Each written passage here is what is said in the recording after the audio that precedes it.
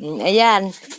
Nagagawa si Lolo Jules ng kanyang higaan dini sa tabing sapa.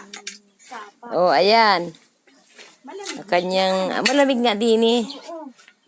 Ay talagang doon ay sobrang init talaga, Rosie, parang Sa bahay man din, anong init? Sobrang init bago ang ng electric fan, anong init din. Mainit din nga. Sobrang init, parang kwan Inti man dito. dini nga maganda Ganda dyan. Sino kasama mo? Wala, iniwan ko lang saglit. Kaligali. May bisita kami dini si Tia mo, Rosie. Sino yan? Si Marites. Ayan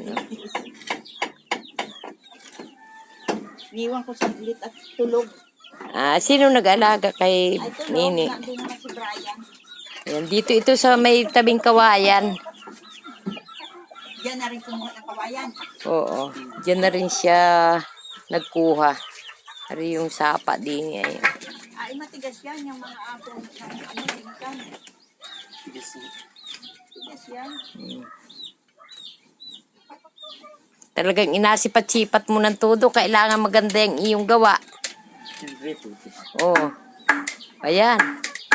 Mga professional po dito. Professional daw siya. Mga upo, professional. Sa kahiga-higaan. Malamig ang Isa lang dini. naman ang makahiga dyan. Siya lang mag-isa. Dalawa. Ay, di ano, sikip. Ayan.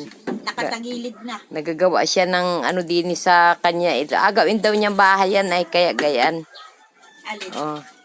Yan. Ito.